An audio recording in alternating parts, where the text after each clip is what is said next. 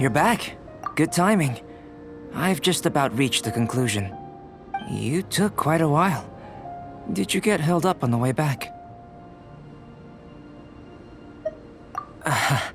I wouldn't worry. She's just doing her job. Time for the results. We got a myriad of data today, and it was very difficult to finish all the research in one go. But the integral preliminary conclusion that I can offer you is you're very much like a human from this world. You couldn't tell that just by looking? We spent all day working our butts off for that? Please, I understand that this may have seemed self-evident to you, but in fact, nothing in this world should be taken for granted. Have you ever considered that the world of Teyvat may have a natural hostility to Outlanders?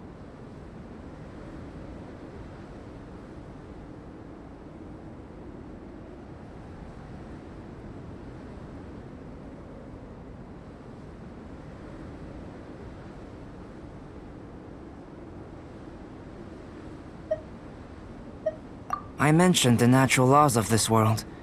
You're able to converse with me here without consequence, and nothing seems amiss. But it's arguably a small miracle. The only other life form that, like you, has come here from afar is the seed that I mentioned. Under the effects of Teyvat's natural laws, it isn't even able to sprout, let alone bloom. But after I observed you, I had another idea. Imitating you helped to inspire my alchemy. And so... Whoa! It looks like something's appearing! The transition from nothing into something, from shoot to stem, and now to fruition. Is not nurturing otherworldly life also nurturing the world itself?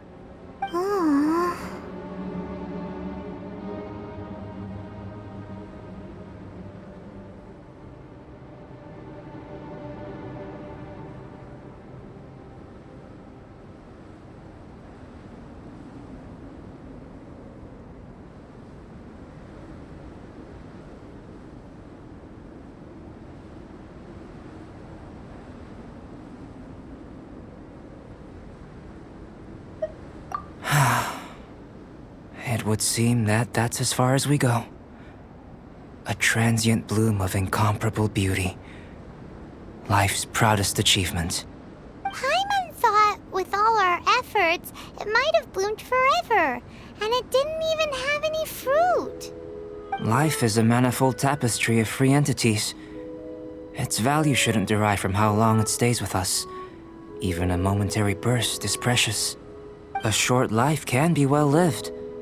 A life lived efficiently, lived to perfection, is necessarily one unburdened by loneliness.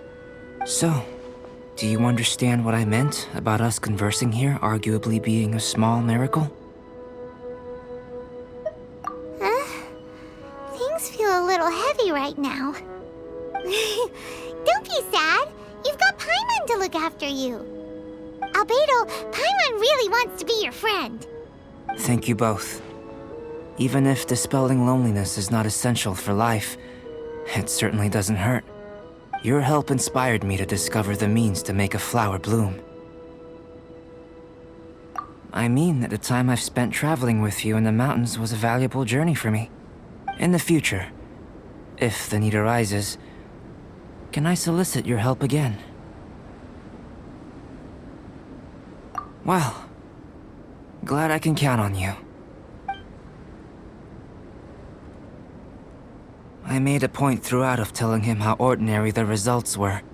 But what was that sediment I saw forming at the bottom of the vial? It should not have been there. What could it mean? Those born of Earth are bound by its imperfections, but those born of chalk are free of impurities.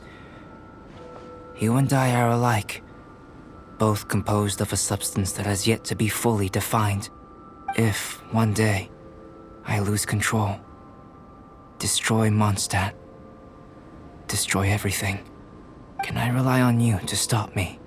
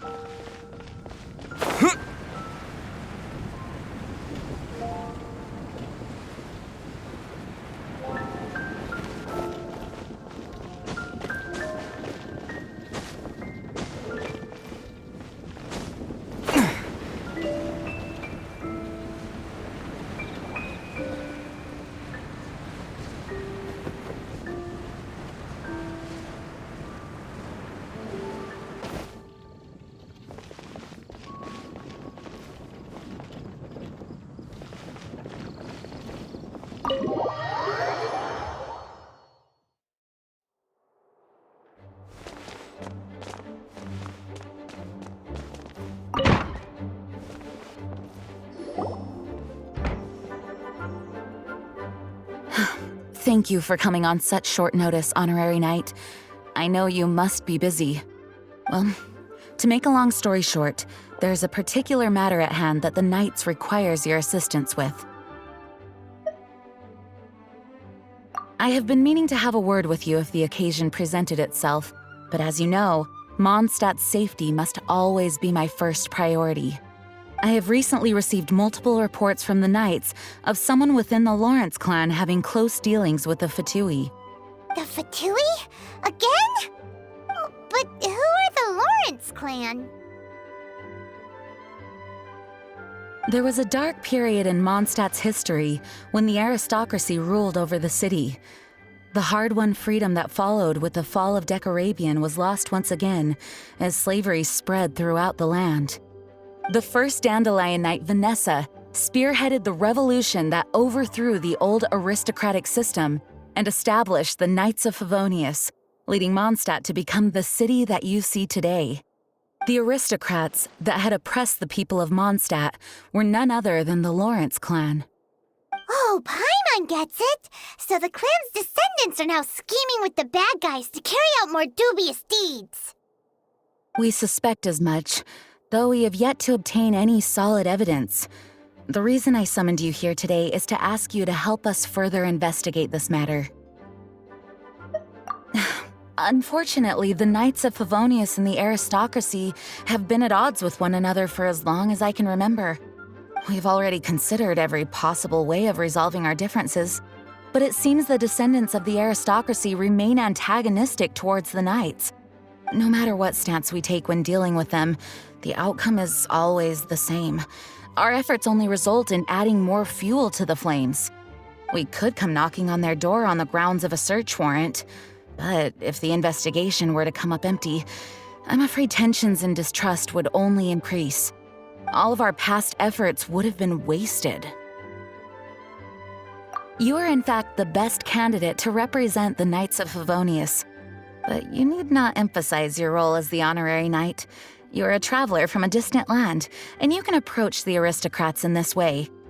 Once you come to friendly terms with the Lawrence clan, you should be in a good position to learn more of their possible connections with the Fatui. Whoa, leave it to Master Jean to come up with such a thorough plan. Perhaps such plans have become second nature after all the diplomatic issues I've dealt with. The name of the Lawrence clan member in question is Schubert.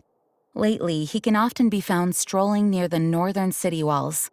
It is said that he is difficult to get along with due to his temperamental disposition, but if we approach him calmly, then things should go off without a hitch. Thanks again for your help. If you run into any snags along the way, I'll do anything in my power to support you.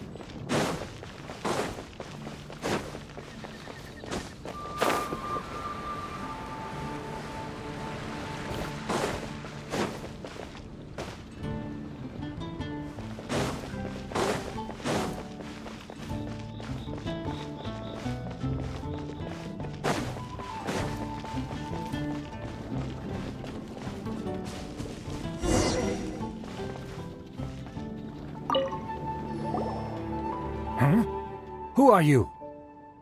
Hello, we're here to... Hello? What's wrong? Did you just say what's wrong? Huh. And I suppose you think that you can simply strut up here and greet me in such an ignoble and vulgar manner? Given that I don't recognize you, I can only assume that you are a traveler of some variety. I'll have you know that you are speaking with the Schubert Lawrence, a blood descendant of the magnanimous nobility. If you wish to address me, you'd best consider your words more carefully. Such nonchalant manners are inadmissible and will never do.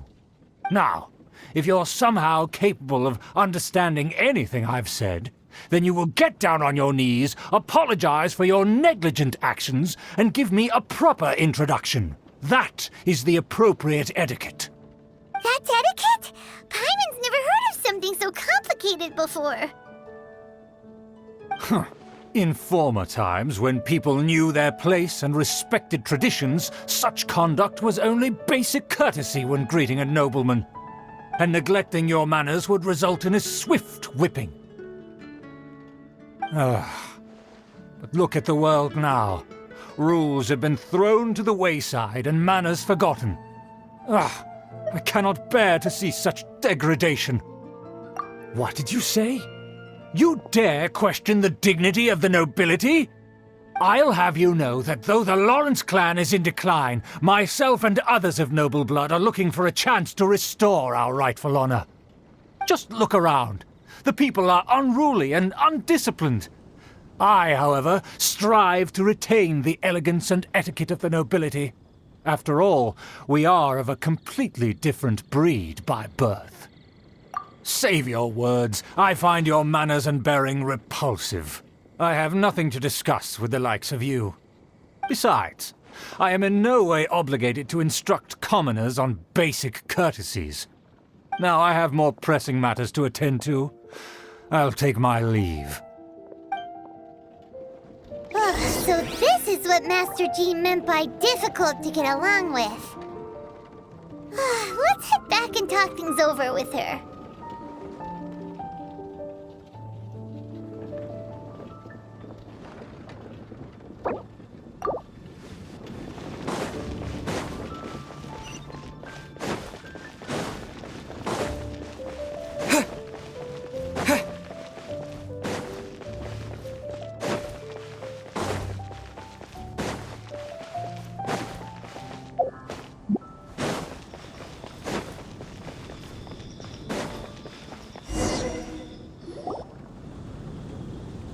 Well, if it isn't the honorary knight! I'm just on my way out to gather some intel. I didn't expect to run into you here. Huh? Judging by your expression, you must have run into some trouble. Master Jean tasked us with a special assignment, but things seem to have run aground for the moment.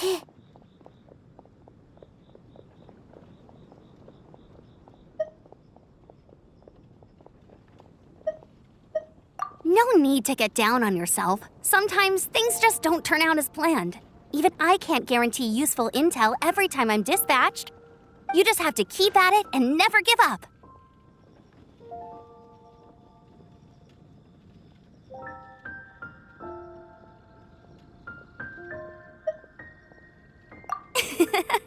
Hey, why don't you let me try to help? What's the problem? Master Jean asked us to build a connection with someone named Schubert Lawrence. But it turns out that he's a peculiar character that doesn't listen to anyone, especially Paimon. Aha, Schubert! I know him! Let me guess, he said you didn't have any manners.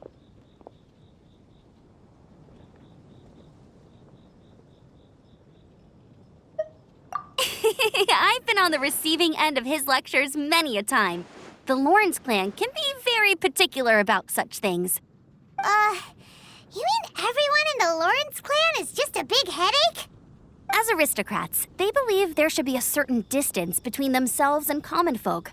I understand their thinking, but that's just not how things are anymore. However, there is one exception among the Lawrence clan, my good buddy, Eula. Buddy?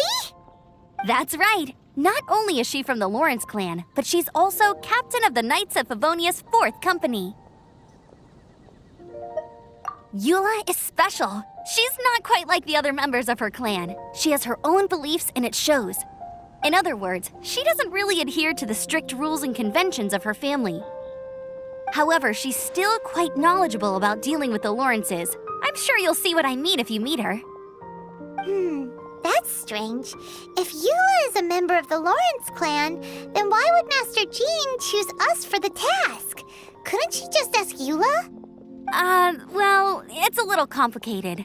Basically, the Lawrence clan has frowned upon the fact that Eula joined the Knights. Her family members don't particularly care for her. In their eyes, Eula is nothing but a traitor to the family. She's very easy to get along with. Just explain the situation, and I'm sure she'll help you come up with a way to get along with Schubert. In fact, I think she's out in the wilderness on patrol this morning. You should be able to find her around Storm Bear Mountains. Thanks, Amber. All right, you heard her. Let's go find Eula. Good luck, you two. I've got my own matters to investigate. Who would have guessed the Knights have a member of the Lawrence clan? Well, if you want to learn about the conduct of the Lawrence clan, who better to ask than one of their own family members?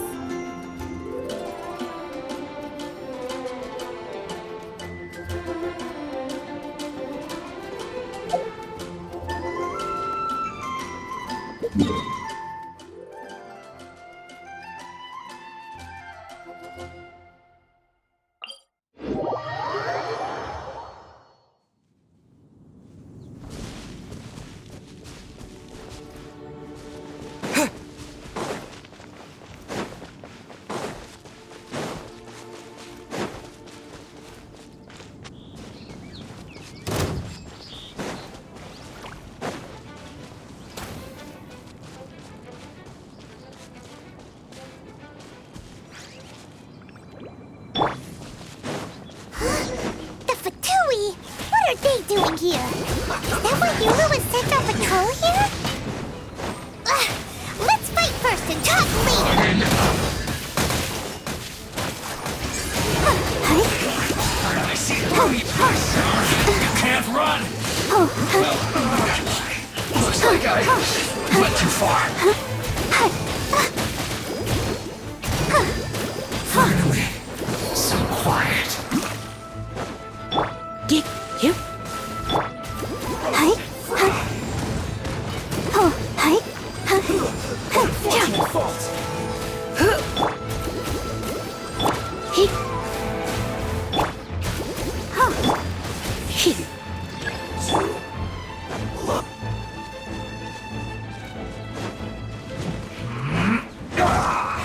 Quake!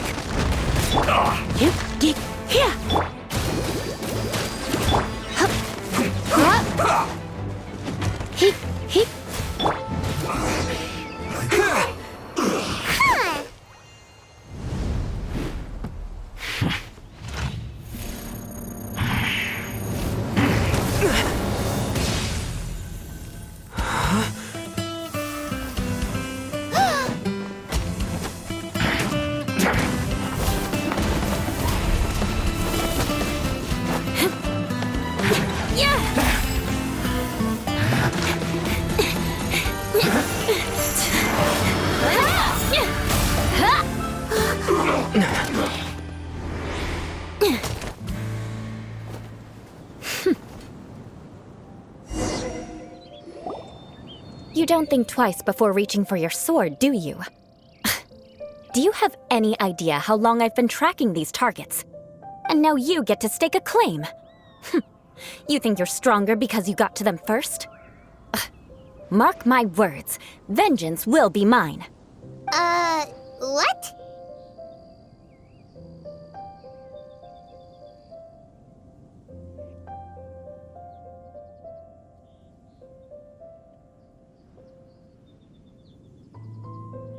That's right.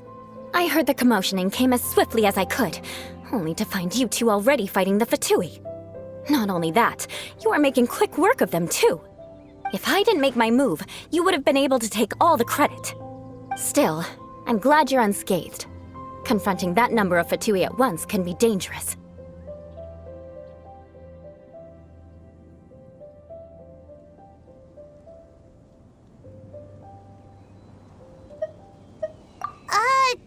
Sorry, Paimon doesn't understand what you mean, but thanks for your concern. Concern? Why would I be concerned for the safety of my arch-enemies? Arch-enemies? Wait a minute! You were saying how glad you were that we were unscathed a second ago! By which I meant, if you were injured, I'd have to escort 2 strangers guilty of stealing my targets all the way back to Mondstadt. Which would mean you'd cause me even more trouble. My vengeance would be swifter still. Huh? So that's how you see all this? Yes, that's me. Paimon thinks she's pretty strange. Although at least we can communicate with her. You dare to call someone you've just met strange? Forget the aristocracy. That's rude even by normal standards.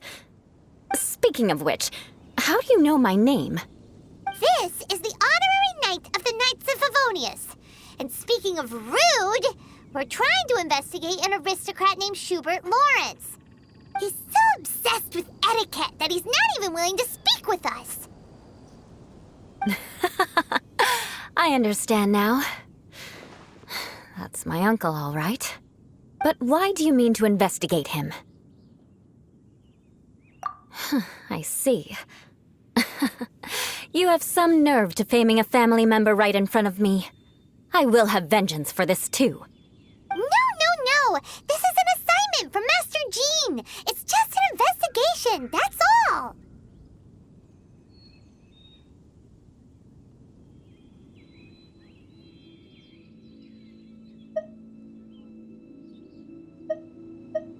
To the everyday citizens of Mondstadt, everyone in the Lawrence clan is scum. It's natural for rumors and unwarranted gossip to lead to such suspicion. Hard to avoid such a reputation when you're known as the ruthless rulers of Old Mondstadt. Oh, so that's what you think of me? Yet another transgression to avenge. But didn't you say it first? Oh. Curious. We've only just met, and you've already given me 3 causes for vengeance. It's been a while since I've encountered anyone as interesting as you.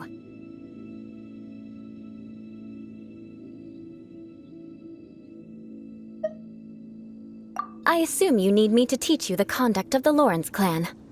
Only then will you finally be able to communicate with my uncle, correct? That's right. Amber told us to come and talk to you. Well then, let's begin your training immediately.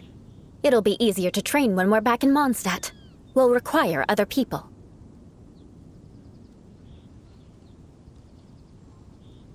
We can put that aside for now. Besides, if it's the acting Grand Master's assignment, and Amber's the one who recommended me, I should comply. Paimon's confused. This girl's all vengeance this and revenge that. But she doesn't seem the least bit angry. Still, Paimon has met bigger weird...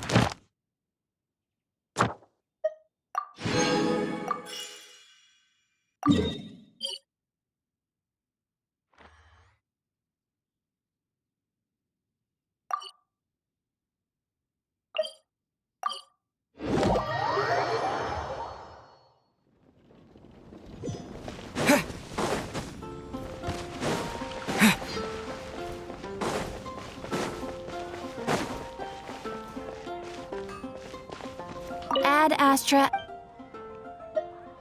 Thank you for completing to.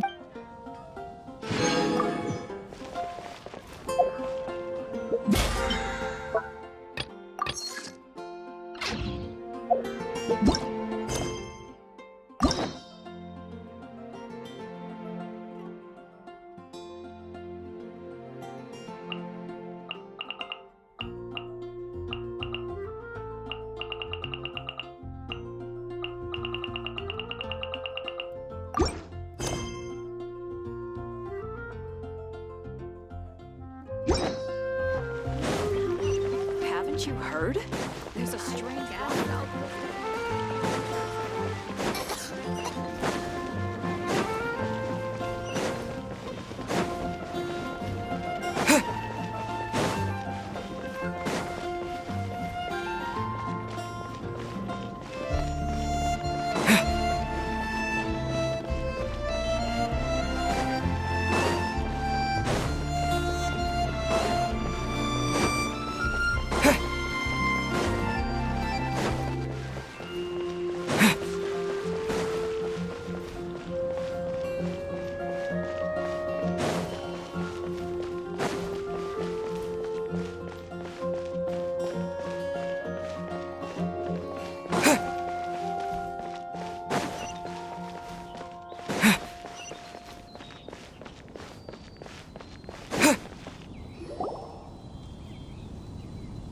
Hey, look over there!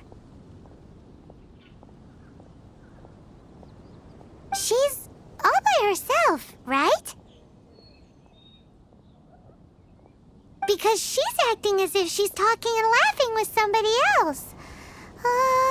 Paimon's creeped out. What? You mean you used to act like that too? So is this an invisible friend who hangs out with you sometimes? Or do they just exist in your imagination?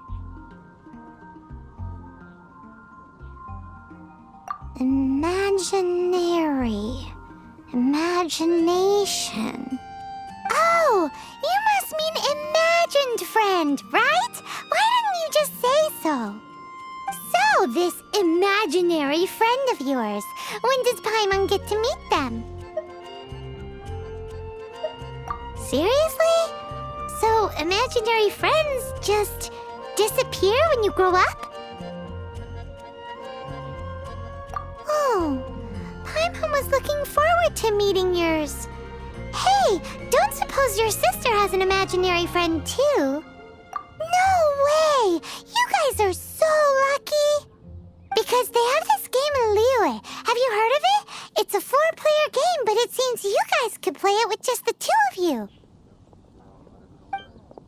Oh, Traveler! Fancy meeting you here. Tone-deaf bard. What are you doing here? I'm here because Lisa has been making some exciting new contraptions.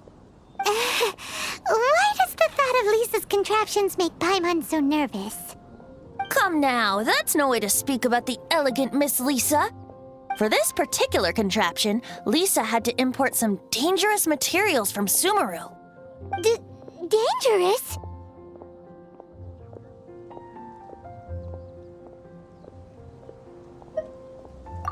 I know, right? Apparently, though, it's called a Nurnama detector. Sadly, Lisa isn't able to use it herself, so I'm borrowing it for a while. And also, I'm testing it out for her, to see if it actually works. Huh? Why can't Lisa use it? Perhaps it's because she lacks a certain childlike sense of wonder. Or maybe there's some other reason for it. If you want to know for sure, just ask her yourself sometime. So, you can see them? Go on, tell us. What does his imaginary friend look like? That would be telling. Anyway, it's all yours now, Traveler. Take a look. See if you can see Nora's imaginary friend. Do you see him? Do you see him? So it does work for you two. Paimon wants to see? Wait, but this gizmo isn't in Paimon's size. All right then, you'll just have to be Paimon's eyes on the ground. Let's go see what everyone's imaginary friends look like.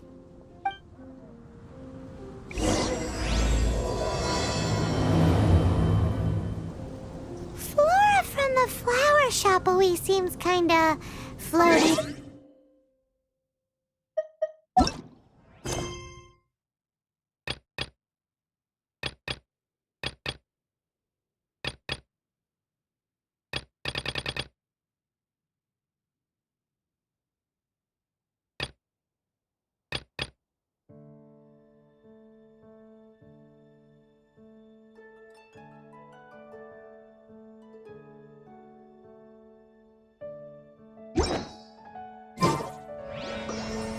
Bet she has an imaginary friend.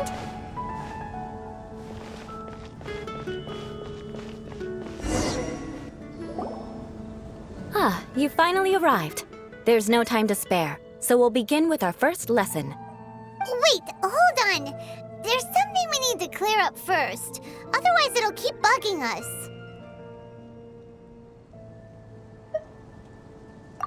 So that's still on your mind, huh? Maybe you're the ones who can't let things go. Don't worry, there's a time and place for exacting vengeance. Besides, I'm not in the mood for any right now. Best save it for later. You need to be in the right mood for vengeance. I already have a long list of vengeance to exact. Even if I wanted to begin now, I'd have to start in the right order. Who knows how long it will be before I get to you?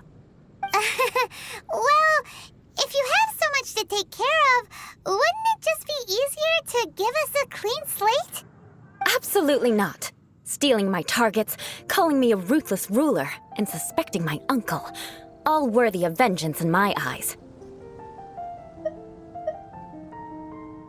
But you needn't worry, at least not whilst we're investigating this matter. I'm sure you're familiar with the phrase, a man of moral integrity fears no slanderous attack. If Uncle Schubert didn't commit any wrongdoing, then any such investigation will prove fruitless. But if he did commit a wrongful act, then he should bear the full punishment. I'm sure you understand. Good. Now, there are two key points that aristocrats attach great importance to: your manner of speech and your bearing. Let's begin with your manner of speech. Aristocrats have a very unique way of carrying conversation, even with mundane daily topics. Oh, Paimon's already learned some unique conversation. Mark my words, vengeance will be mine! Not even close. And besides, it sounds strange. Hey! Paimon learned it from you! And didn't you say not to call others strange? It seems you don't respect the rules of your own clan. No, I've no need to trouble myself with such frivolous formalities. Here, allow me to demonstrate.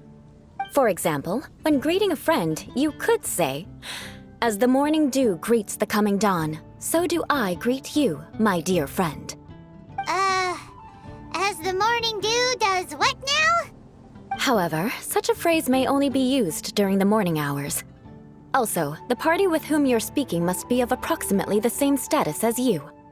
Morning dew is not uncommon, so it expresses that friendship should not be measured by value, yet also suggests that friendship between aristocrats is pure like water.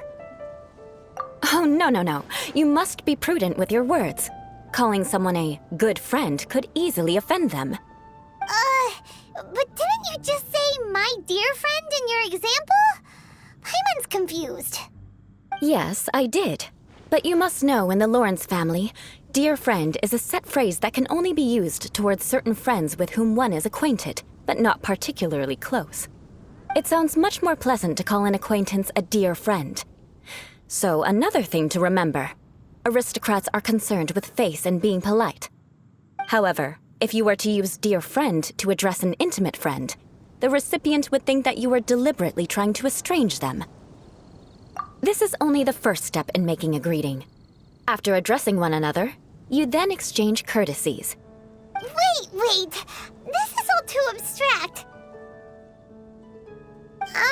Perhaps it would be better if you gave some real-life demonstrations.